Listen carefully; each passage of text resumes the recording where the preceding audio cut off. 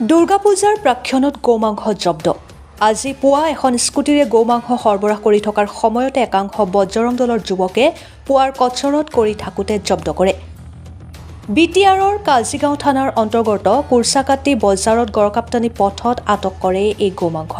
এজন যুৱকে খৰখৰী অঞ্চলৰ পৰা ধুবুৰীৰ ফালে লৈ যোৱা অৱস্থাত সন্দেহ হোৱা যুৱককেইজনে স্কুটিখন ৰখাই প্ৰত্যক্ষ কৰাত ওলাই পৰে প্ৰায় 100 কেজি গোমাংস। পিছত যুৱককেইজনে স্কুটিৰে সৈতে যুৱকজনক আটক কৰি ৰূপহী আৰক্ষীক গতাই দিয়ে। ইফালে অভিযোগ মতে দীৰ্ঘদিন ধৰি গোপনে চলি থকা অবৈধ গোমাংস সৰবৰাহ বন্ধ কৰাৰ বাবে দাবী জনাইছে বজৰং দলে। Bureau report, Arunoday Assam.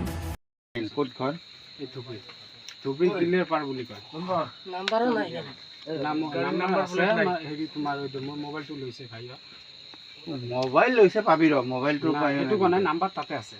গাড়ী নম্বৰ গাড়ীখনৰ নম্বৰ ক'ত নতুন মানে যিমান গাড়ী যিমান মাল কি কৰে স্কুটিবিলাক একো এটা গাড়ীৰো নাম্বাৰ নাই। সেইকাৰণে নম্বৰ নাই তহঁতৰ। এই এটা তোহাৰ সেইদিনা মানে কি সিহঁতক মানে তাক ইয়াতে মানে মাৰিছোঁ, তাক পৰা নয়নমণি ছাৰক কল কৰিছোঁ। ইমান স্পীডত গৈছে মানে ৰূপসী পাৰ হৈ গৈছে। নয়নমণি উঠি কিনে লগে পোৱা নাই সিহঁতক। আৰু যেতিয়া তাক ধৰিছিলোঁ হা, তেতিয়া তাই মালিকক কৈছে বোলে মোক ধৰিলে। ভাই শুন দাদা, আপুনি আছিলে নে তাতে মোক যে ধৰিছিলে? তাৰ আগত এখন পালচাৰ বাইক গৈছিলে নে নাই? পালচাৰ হয়, পালচাৰ দুটা মানুহ আছিল হা। হয়। আগেৰটো যিটো বাইক চলাই আছে সেইটো দিলদাৰ হুছেইন হয়, আৰু পিছৰটো যেটি আছে ইয়াৰ মানুহ হয়, সি মোক ফোন লগাইছে। না না না, তোর বাড়ি ওই যে গোলজার যে আছে আমার মাহাজন, তোমার বাড়ির সাথে। এই পালসার বাইক দিয়ে যাওয়াটা হয় না? হ্যাঁ, পালসার বাইক দিয়ে। গাড়ির নাম্বারটা কি? গাড়ির নাম্বারটা তো প্রপার বাংলা ভাই, সমুদ্রের গাড়ি নিয়ে যাচ্ছে, বালাজন থেকে নিয়ে গেছে। মহাজন মানুহ যি খুশি তাকে কৰে, যাৰ খুশি তাৰে গাড়ী নিয়ে, হয় না? মালগুলি নিয়ে যা কি করেন? আজি এইখন গাড়ী আনিছে, কালি নানিব এইখন বেলেগ গাড়ী আনিব। গাড়ী নাম্বাৰ নাই। মালগুলি নিয়ে যা কি করেন? বিক্রি করে ভাই। কোটে বিক্রি করে? এলে ধুবড়ি বিএসসি মোড় কি টিপিএস শোরুম যে আছে ওখান দিয়ে ভিতরে আছে, ওটা খুলি মারি পায়, ওই জায়গা বিক্রি করে। ওটা প্যাকেট সিস্টেম দেয় ডাইরেক্ট, মানে পুরো আমদানি হয় আর কি। 800 টাকা করে হাজিরে দেয়। 120 কেজি মাল কুমাৰ গাঁৱৰ পৰা কি কৰিবি? 800 টাকা আছে ক'ৰ পৰা আনা বুলি ক'লি?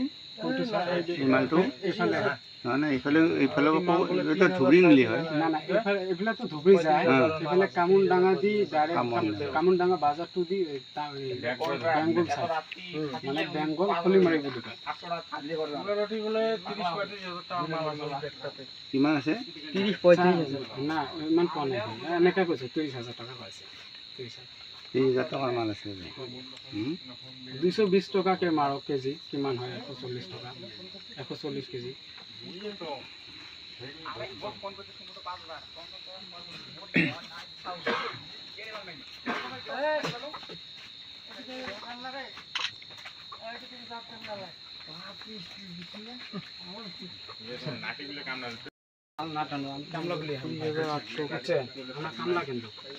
আমরা না আসলেও হয়, আমার কাছে সব লাইন কিনলি, বুঝছেন? লাইন কিনলে কথা শুনি আমরা আসি, নাহলে না আসি আমরা। স্যার এত রিক্স লাইন দেয় নাকি? লাইন কাই কাই নাই? তোমাক কলু নামগুলো করেন, লাইন কাই কাই নাই?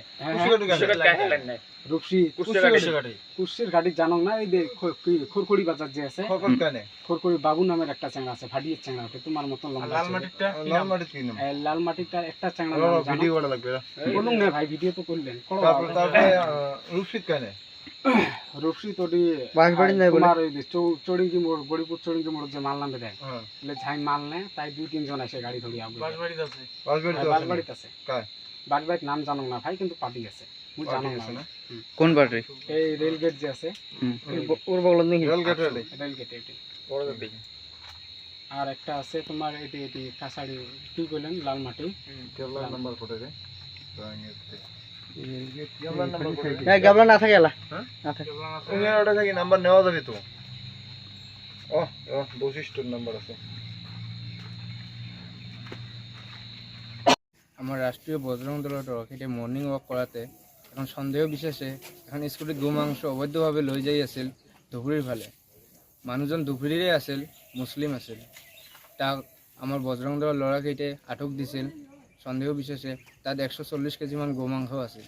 দীৰ্ঘদিনতে চলি আছিল এই গো মাংস চালান। আমাৰ কোকৰাঝাৰ ডিষ্ট্ৰিক্টৰ ফালেদি লৈ যাই আছিল, বেংগলৰ পৰা লৈ আহিছিল।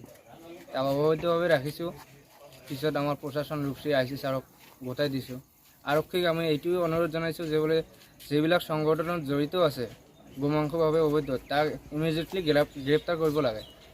আৰু আমাৰ ডক্টৰ হিমন্ত বিশ্ব শৰ্মাক মাননীয় জনাইছোঁ যে বোলে আমাৰ অসমত যেন গোমাংস কটা যেন বন্ধ কৰি দিয়া হয়, নহ'লে আমাৰ ৰাষ্ট্ৰীয় বজৰং দলে গোটাই অসম আন্দোলন কৰিবলৈ বাধ্য হ'ম। জয় শ্ৰীৰাম। তাৰমানে আমি ইয়াত দীৰ্ঘদিন ধৰি গো মাংসৰ ব্যৱস্থা চলি আছে, সৰবৰাহ কৰি আছে।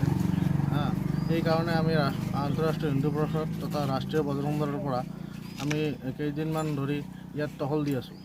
আজি টহল দি থাকোঁতে এটা স্কুটিত কিবা এটা মোনাত গো মাংস কিবা লৈ যোৱা সন্দেহ কৰা হৈছে। তাত ধৰাতে আমি তাত প্ৰায় 140 কেজিমান গো মাংস কৰায়ত্ব কৰোঁ। তাৰপিছত আমি ৰূপশ্ৰী IC ছাৰক মাতি তাক গতাই দিওঁ। এইটো দীৰ্ঘদিন ধৰি চলি আছে।